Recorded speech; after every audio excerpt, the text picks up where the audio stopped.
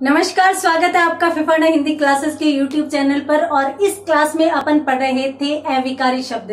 तो ये क्लास रीट, पटवार व एसआई के लिए क्लास है जिसमें अपन हिंदी व्याकरण पढ़ते हैं। और हिंदी व्याकरण में अपन थे अविकारी शब्दों के पास। तो अविकारी शब्द अपन यहाँ पर पढ़ रहे थे और अविकारी शब्दों से संबंधित अपनों ने देखा कि इसके मुख्यतः 4 भेद होते हैं और 4 भेदों में से अब तक अपन 3 भेद पढ़ चुके हैं। सॉरी, अपन इससे पहले, इस टॉपिक को पढ़ने से पहले देखेंगे 2 शब्द। तो यहाँ पर अपन इस क्लास में सबसे पहले तो पारिभाषिक शब्दावली के 2 शब्द देखते हैं और उसके बाद अपन अपने मुख्य टॉपिक की तरफ जाते हैं। तो आज आपके सामने कौन कौन से शब्द हैं? तो देखिए, आज आपके सामने एक शब्द है BREACH, ब्रीच ऑफ कॉन्फिडेंस। इसे अपन यूं भी लिख सकते हैं, ब्रीच ऑफ कॉन्फिडेंस। इसका मतलब क्या होता है? कॉन्फिडेंस का मतलब विश्वास होता है और अपन सेल्फ कॉन्फिडेंस, आत्मविश्वास को कहते हैं। तो ब्रीच का मतलब होता है तोड़ना। तो इसलिए यहां पर इसका अर्थ हो जाएगा विश्वास भंग। यदि आपका किसी ने विश्वास भंग किया है तो आप उसके लिए एक शब्द ब्रीच ऑफ कॉन्फिडेंस काम में ले सकते हैं। दूसरे शब्द की तरफ यदि अपन बढ़े तो एक शब्द अत्यंत महत्वपूर्ण शब्द है, ये ब्राइब। इसे अपन यूं भी लिख सकते हैं, ब्राइब। क्या होता है? रिश्वत जो दी जाती है वो ब्राइब कहलाती है। इसे घूस भी कह दिया जाता है। और आपको मैं बता देती हूँ, हिंदी में युग्म शब्द आते हैं तो वहां पर आप देखेंगे कि एक शब्द है जो उत्कोच कहलाता है। उत्कोच, ये भी किसका समानार्थी होता है? रिश्वत व घूस का ही समानार्थी होता है। तो इसे इंग्लिश में क्या कहते हैं? ब्राइब। तो अपनों ने 2 शब्द देखे, ब्रीच ऑफ कॉन्फिडेंस जिसका मतलब है विश्वास भंग, और इसके साथ साथ ब्राइब। ब्राइब का मतलब हो गया घूस या रिश्वत या ये उत्कोच। उसके बाद अपन देखते हैं राजस्थानी शब्दों को। तो राजस्थानी शब्दों में एक शब्द आपके सामने है, फक्कर। फक्कर किसे कहते हैं? देखिए, गरीब व्यक्ति जो होता है उसे भी फकीर या ये फकीर को ही अपन सामान्य भाषा में फक्कर कह देते हैं। गरीब को भी कह देते हैं। कुछ लोग जो निर्लोभी होते हैं, जो अपने आप में ही मस्त मौला होते हैं, उनको भी कहा जाता है फक्कर। देखिए, अपन यदि कबीरदास जी की बात करें तो कबीरदास जी के लिए अक्सर लोग कहते हैं कि वो तो फक्कड़ स्वभाव के थे, फक्कर स्वभाव के थे। फक्कर या फक्कड़ क्या होता है? जहां पर व्यक्ति अपने आप ही मस्त मौला रहे, उसे किसी भी चीज से कोई मतलब नहीं रहे, उसे लोभ नहीं हो, उसे स्वार्थ नहीं हो, तो उसे भी कहेंगे। साथ साथ ये गरीब लोगों के लिए भी काम में लिया जाता है। अंतिम शब्द को यदि अपन देखें तो एक शब्द है आपके सामने, साठा। ये क्या होता है? देखिए, गन्ने को ही साठा कहा जाता है, गन्ना, और इसे ही ईख भी कहा जाता है। आपने देखा होगा कि छोटे बच्चों की जो पुस्तक होती है उसमें ई फॉर ईख ऐसे होता है, और ईख में गन्ने की जो होती कमाद होती है वो चित्रित होती है, उसका चित्र लगा होता है। तो उसे राजस्थानी भाषा में क्या कहते हैं? साठा कहते हैं।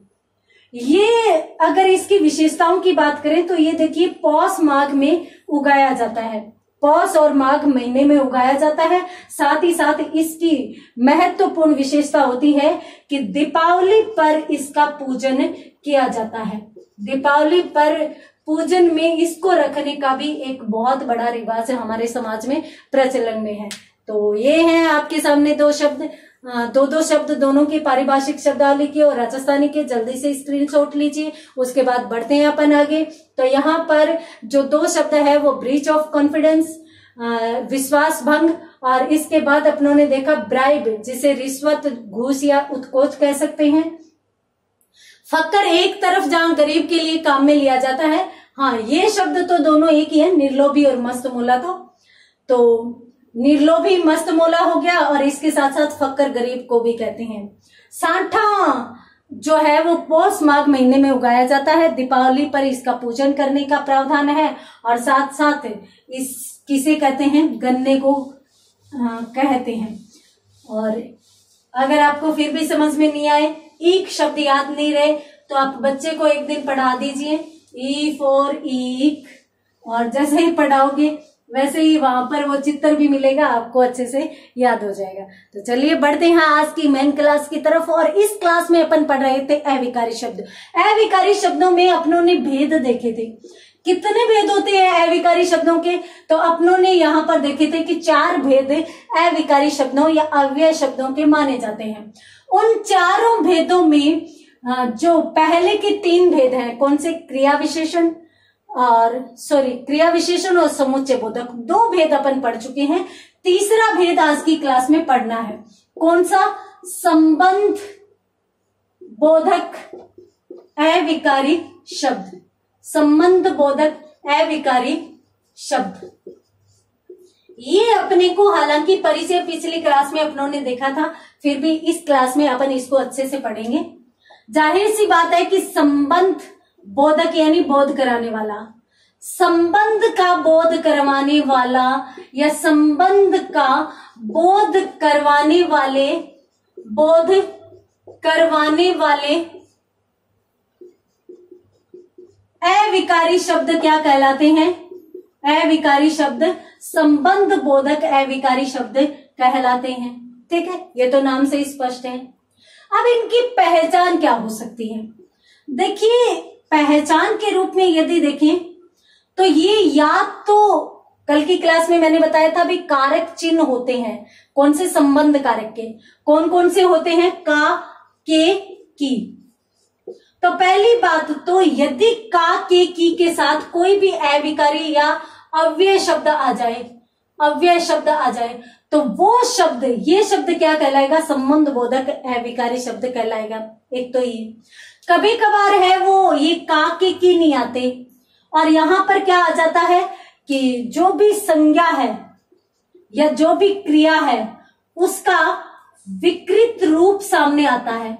विकृत का मतलब थोड़ा सा बिगड़ा हुआ, उसको परिवर्तित किया हुआ। संज्ञा जैसे दिल्ली है तो दिल्ली का दिल्ली नहीं आएगा, या हालांकि दिल्ली तो बदलती नहीं है दिल्लों, परंतु मित्र शब्द है, ये भी संज्ञा है, मित्रों हो जाता है। तो उस प्रकार के शब्द यानी संज्ञा का विकृत रूप आ जाए, और विकृत रूप के साथ भी यदि कोई अव्यय शब्द आ जाए तो वह भी किस में जाएगा? संबंध बोधक अविकारी शब्द में जाएगा। तो उम्मीद करती हूं कि यहाँ पे ये दोनों चीजें समझ में आ गई होगी। नहीं आई तो हम फिर किस लिए हैं, अभी समझ में आ जाएगी। देख लीजिए, यहां पर आपके सामने एक वाक्य है कि विद्यालय के पीछे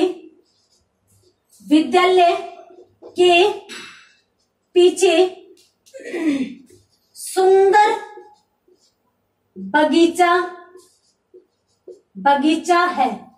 ये लीजिए एक वाक्य, तो विद्यालय के पीछे। अब यहां पर का, के, की वाली शर्त पूरी हो रही है। के आ रहा है, के की तुरंत बाद कौन सा? अविकारी शब्द। अब पीछों शब्द नहीं होता, तो पीछे ही मूल रूप में प्रयोग में लाया जाता है। तो ये मूल रूप से अविकारी शब्द है। और किसके बाद आया? का, के, की के बाद आया है। तो के बाद अविकारी शब्द आने के कारण ये किस में जाएगा? संबंध बोधक अविकारी शब्द में जाएगा। तो उम्मीद करती हूँ ये समझ में आ गया। अब अपन दूसरा वाक्य भी देख लेते हैं ताकि आपको ये चीज या ये दूसरे वाला नियम भी समझ में आ जाए। देखिए, सीता सहेलियों समेत बैठी थी।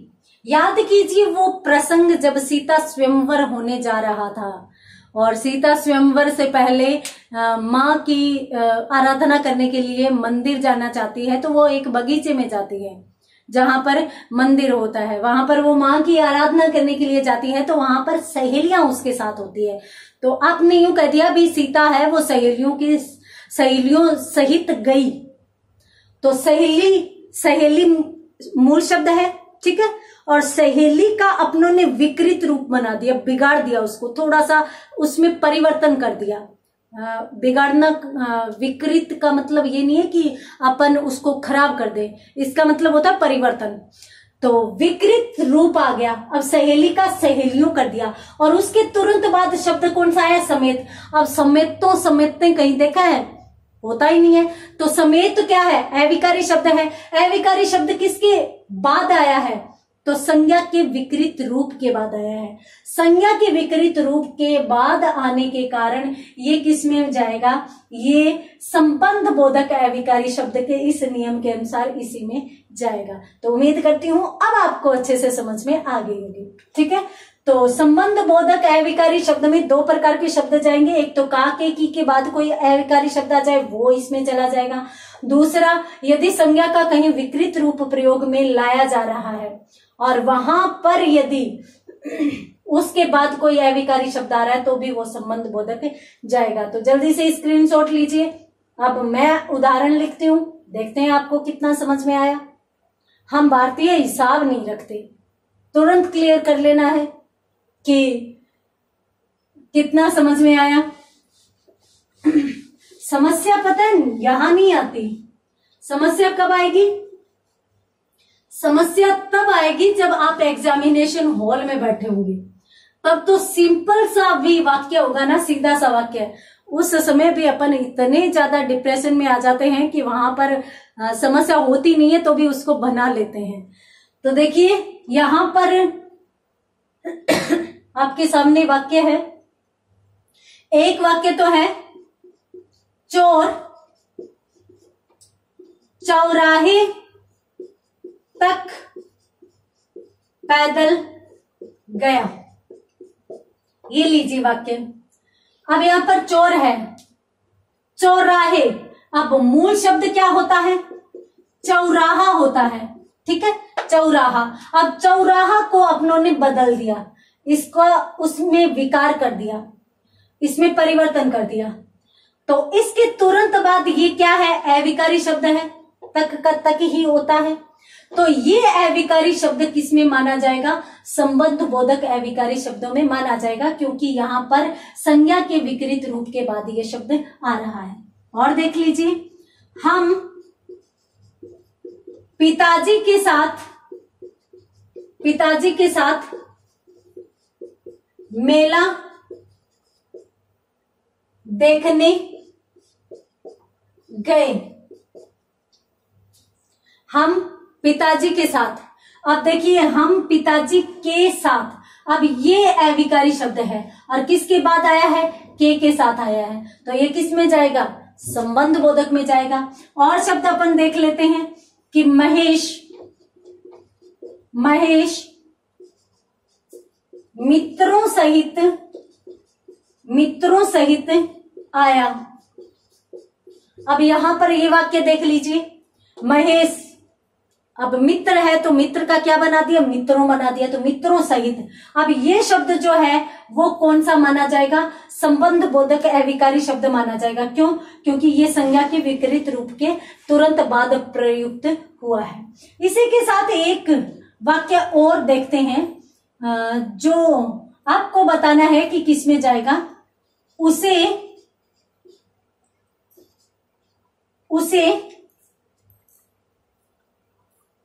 आगे है, उसे पत्र द्वारा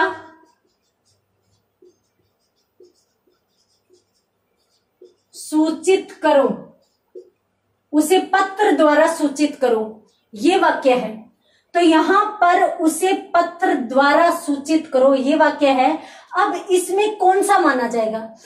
पहली बात तो इसमें कोई अविकारी शब्द है कि नहीं है? अगर है तो वो किस में जाएगा? जल्दी से कमेंट करके आप मुझे बताइए कि किस में जाएगा। हाँ देखिए, यहां पर के शब्द साइलेंट है। उसे पत्र के द्वारा सूचित करो। इस प्रकार से आप अलर्ट रहकर पढ़ेंगे। एग्जामिनेशन हॉल में दिमाग है वो बिजली की तरह चलना चाहिए। ऐसे नहीं हो कि ठंडा दिमाग, हाँ भाई देख लिया, न तो कोई अब पत्र का पत्र आ गया, न पत्रों किया, न पत्रें किया, कुछ भी किया नहीं, और उसके बाद, तो इसका मतलब ये इसमें नहीं जाएगा, नहीं।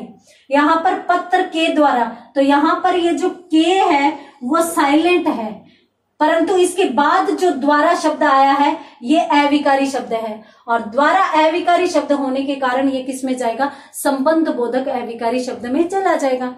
तो जल्दी से स्क्रीनशॉट लीजिए। उसके बाद यहां पर अपनों ने संबंध बोधक अविकारी शब्द कंप्लीट किया।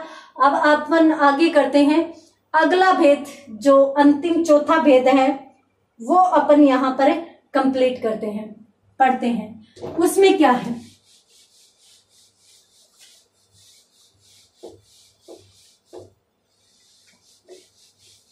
देखिए चौथा भेद या अंतिम भेद। अंतिम भेद की यदि अपन बात करें तो अत्यंत महत्वपूर्ण माना जाता है और अलग सा माना जाता है, इसमें आप कहीं भी कंफ्यूज नहीं होगे, परंतु आजकल के जो उदाहरण है वो सबसे ज्यादा इसमें से आ रहे हैं। विस्मयादि बोधक, विस्मय का क्या मतलब होता है, आश्चर्य, आश्चर्य, और बोधक का मतलब बोध करवाने वाला। तो आश्चर्य का बोध करवाने वाला शब्द ही क्या कहलाएगा, विस्मयादि बोधक। तो क्या अपन सिर्फ आश्चर्य को इसमें लेंगे, देखिए यहां पर अचरज या आश्चर्य, अचरज और आश्चर्य का मतलब ये नहीं है कि अपन सिर्फ और सिर्फ एक ही चीज से संबंधित आश्चर्य प्रकट करते हैं। अपन बहुत ज्यादा खुशी हो जाती है तो क्या बात है, क्या कह रहे हो, दोबारा कहो, बहुत ज्यादा दुखी हो जाते हैं, हे राम अब मैं क्या करूं।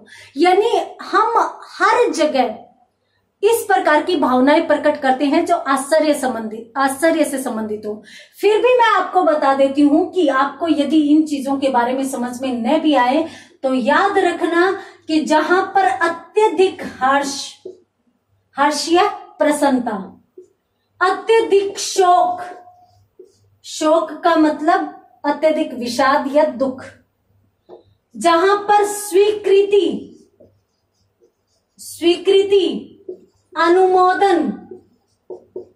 अनुमोदन, तिरस्कार, इस प्रकार की भावनाएं प्रकट हो, या जहां पर आशीर्वाद भी दिया जाए आपकी यात्रा मंगलमय हो, तो वो भी विस्मय में आता है। परंतु यहाँ पर अपन सिर्फ और सिर्फ विस्मयादि बोधक अवयव को देखते हैं। तो महत्वपूर्ण चीजों की यदि बात करें, वैसे तो ये बहुत बड़ा है, जहां जहां पर अपन शॉक्ड होंगे ना वहां वहां विस्मयादि बोधक माना जाएगा। परंतु महत्वपूर्ण रूप में आशीर्वाद और शाप दोनों की दोनों चीजें इसी में आती है, विस्मय के अंतर्गत ही आती हैं। तो यहाँ पर हर्ष या प्रसन्नता, शोक या विषाद या दुख, स्वीकृति या अनुमोदन या तिरस्कार यानी घृणा इत्यादि से संबंधित कहीं भी किसी भी प्रकार का जो भाव है वो प्रकट हो, वहां पर विस्मयादि बोधक अव्यय शब्द माना जाता है। अब इस अविकारी शब्द से संबंधित अत्यंत महत्वपूर्ण बात ध्यान से सुनिएगा। क्या इस शब्द का या विस्मयादि बोधक अविकारी शब्द का वाक्य से कोई संबंध नहीं होता। अत्यंत महत्वपूर्ण बात, विस्मयादि बोधक का वाक्य के साथ जिस वाक्य में प्रयुक्त किया जा रहा है उससे कोई भी संबंध नहीं होता, वो अलग ही लिखा जाता है और उसके तुरंत बाद विस्मयादि बोधक का चिन्ह आ जाता है। इसमें वाक्य कहीं भी किसी भी प्रकार से उसमें शामिल नहीं होता। हाँ, वक्ता के भाव को स्पष्ट करने के लिए इसका प्रयोग किया जाता है। देखिए, पहली बात तो विस्मय प्रकट करने वाले अविकारी शब्द, ठीक है। अब ये वाक्य से संबंधित नहीं होते, ये वक्ता से संबंधित होते हैं। ये बात ध्यान में रखना है, अत्यंत महत्वपूर्ण है। वाक्य से तो इनका कोई संबंध नहीं होता, क्योंकि ये वाक्य में सबसे पहले अलग से ही लिखे जाते हैं। परंतु वक्ता जो भी बोलना चाह रहा है उसके भाव को स्पष्ट करने के लिए सर्वाधिक महत्वपूर्ण यही माना जाता है। अर्थात भावों का प्रकटीकरण इसी अविकारी शब्द के माध्यम से होता है। और आपको मैं बता देती हूं कि ये जो है वो विस्मय का चिन्ह होता है, विस्मय का चिन्ह होता है। और सामान्यतः जहां पर साइलेंट नहीं हो वहां पर तो इसी विस्मयादि बोधक को चिन्ह या इसी विस्मयादि बोधक चिन्ह के साथ ही विस्मयादि बोधक शब्दों को लिखा जाता है। हाँ, कभी कभार साइलेंट भी आ जाता है, परंतु अपन वाक्य पढ़कर और अंदाजा लगा सकते हैं कि भाई इसमें कौन सा है, क्योंकि आशीर्वाद इसमें आएगा, शोक इसमें आएगा, शाप इसमें आएगा, हर्ष इसमें आएगा, घृणा, तिरस्कार, अनुमोदन, स्वीकृति, ये सारी की सारी चीजें इसी में आएगी। तो यहाँ पर अत्यंत महत्वपूर्ण बातें मैंने आपको बताई है। जल्दी से स्क्रीनशॉट लीजिए और सभी को आप अपने नोटबुक में भी लिख सकते हैं। तो हर्ष, शोक, स्वीकृति, अनुमोदन, तिरस्कार का बोध करवाने वाले शब्द, और इनका वाक्य से संबंध नहीं होता, इनका चिन्ह ये होता है। और इसके साथ साथ वक्ता के भावों को स्पष्ट करने के लिए ये महत्वपूर्ण योगदान देते हैं। अगर समझ में नहीं आया तो अभी समझ में आ जाएगा। क्यों? क्योंकि अभी अपन इनसे संबंधित कुछ उदाहरण देखने वाले हैं। देखिए, एक वाक्य आपके सामने है, क्या? आहा, हम मैच जीत गए, हम मैच जीत गए। अब आप बहुत ही खुश है क्योंकि आप मैच जीत चुके हैं। मान लीजिए कि आपने रीट को फाइट कर लिया और आपकी जॉब लगी। आहा, मैं सफल हो गया या मैं सफल हो गई। तो आपने प्रकट किसको किया है? अत्यधिक खुशी को प्रकट किया है। और उस अत्यधिक खुशी को किस शब्द के माध्यम से प्रकट किया है? आहा के माध्यम से प्रकट किया है। तो ये आहा किस में जाएगा? विस्मयादि बोधक में जाएगा। ठीक है, तो यहां पर मैं आपको बता देती हूं कि भाई इसके कोई भेद नहीं होते विस्मयादि बोधक के, परंतु फिर भी भाव के अनुसार इसके भेद कर दिए जाते हैं। अक्सर कहीं कहीं पूछ लिया जाता है कि ये किस प्रकार का वाक्य है। तो देखिए, ये जीतने पर प्रसन्नता होती है तो हर्ष बोधक ये वाक्य मान लिए जाते हैं। तो ये आप ध्यान में रखेंगे। तीसरी बात ये रहा, मैंने कहा था भी वाक्य तो यहाँ है, ये तो अलग सा शब्द है, यानी इस वाक्य से इसका कोई संबंध नहीं है। ये पहले ही आ जाता है किसके साथ? अपने चिन्ह के साथ। ये विस्मयादि बोधक का चिन्ह है, ये विस्मय प्रकट करने वाला शब्द है, ये वाक्य है जो अलग है। और इस आधार पर अपन इसको कौन सा मान सकते हैं? विस्मयादि बोधक अविकारी शब्द मान सकते हैं और इस वाक्य को हर्ष बोधक मान सकते हैं। उसी प्रकार से ओह, मैं असफल हो गया, असफल हो गया। अब यहां पर एक व्यक्ति है, वो क्या प्रकट कर रहा है? ओह, मतलब अत्यंत दुख प्रकट कर रहा है। और किस शब्द के माध्यम से? ओह के माध्यम से। तो यहां पर भी कौन सा शब्द या किस प्रकार के शब्द माने जाएंगे? विस्मयादि बोधक माने जाएंगे। और ये किस में जाएंगे? शोक या विषाद बोधक माने जाएंगे। शोक या विषाद भी अपन इसे कह सकते हैं, तो विषाद बोधक भी ये माने जाएंगे। उसके बाद यदि अपन देखें तो एक शब्द और, वाह कितनी अच्छी पुस्तक है, कितनी अच्छी पुस्तक है। अब यहां पर आपने वाव कितनी अच्छी पुस्तक है, और उसी वाव को वो जो वो होता है उसी को अपन हिंदी में क्या कह देते हैं? वाह। और यहां पर किसी पुस्तक को देखकर खुशी या दुख नहीं है, बस विस्मय प्रकट किया जा रहा है। तो इसलिए इसको आश्चर्य बोधक अपन कह सकते हैं या विस्मय बोधक शब्द कह सकते हैं। आश्चर्य बोधक या विस्मय बोधक अविकारी शब्द इसको कहा जा सकता है। ठीक है, उसी प्रकार से आपने यूं कहा कि कहीं कहीं, हाँ चलिए मैं दोनों प्रकार के, अरे राम ये आ जाए, या फिर कहीं कहीं सीधा भी यूं आ जाता है, राम इधर आओ, इधर आओ। तो ये क्या है, आपने किसी को पुकारा। तो जब आप किसी को पुकार कर, तो यहां पर एक चीज और ऐड कर लेंगे इसी के साथ, संबोधन। संबोधन से संबंधित भी सारे के सारे किस में जाते हैं, इसमें जाते हैं। और संबोधन का सूचक कौन सा कारक चिन्ह होता है, हे अरे। तो कहीं कहीं तो आ जाता है हे राम, अरे राम, परंतु कभी कभार है वो सीधा का सीधा यूं आ जाता है और ये चीजें साइलेंट होते हैं। उसी प्रकार से जिस प्रकार से अपनों ने संबंध बोधक में काके की साइलेंट किया था, उसी प्रकार से इसमें भी हे अरे साइलेंट हो जाता है, परंतु उसके बाद क्या आया है, विस्मयादि बोधक चिन्ह। तो यहाँ पर ये कौन सा अविकारी शब्द माना जाएगा, विस्मयादि बोधक माना जाएगा। हालांकि ये अरे हे ये भी विस्मयादि बोधक होते हैं। और यहां पर ये कौन सा माना जाएगा, संबोधन सूचक या संबोधन बोधक अविकारी शब्द माना जाएगा। ठीक है, तो जल्दी से स्क्रीनशॉट लीजिए। उसके बाद अपन 2 वाक्य और देखेंगे, किससे संबंधित, स्वीकृति व अनुमोदन से संबंधित।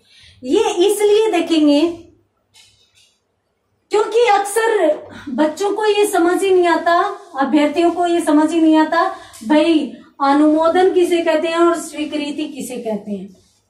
देखिए, अनुमोदन दिया जाता है, स्वीकृति ली जाती है। अर्थात मान लीजिए आपके सामने एक वाक्य है कि वाक्य इस प्रकार से है कि जी हां मैं जरूर आऊंगा, मैं जरूर आऊंगा। अब आपने अपनी तरफ से अपने लिए जो स्वीकृति दी, तो इसलिए इस प्रकार के वाक्य तो किस में जाएंगे, स्वीकृति बोधक में जाएंगे, क्योंकि स्वीकार कर रहे हो आप ना, तो इसलिए स्वीकृति बोधक। इसी वाक्य को यदि अपन यूं लिख दें, जी हां आप जा सकते हैं, अगर ये वाक्य है कि जी हां आप जा सकते हैं, तो ये अनुमोदन है। ये कौन सा माना जाएगा, अनुमोदन बोधक अविकारी शब्द माना जाएगा। यदि आप स्वयं के लिए कोई चीज की परमिशन दे रहे हो तो वो तो स्वीकृति में जाएगी, और किसी दूसरे को कोई कार्य कह रहे हो करने के लिए, या दूसरे को जाने के लिए, आने के लिए, या किसी काम से स्वीकृति दे रहे हो, तो वो स्वीकृति नहीं होती, वो अनुमोदन होता है हिंदी की भाषा में। स्वयं के लिए स्वीकृति, दूसरे के लिए अनुमोदन होता है। तो ये चीज भी आप ध्यान रखेंगे। और चूंकि अपनों ने तिरस्कार नहीं देखा तो वो भी देख लेते हैं। चीची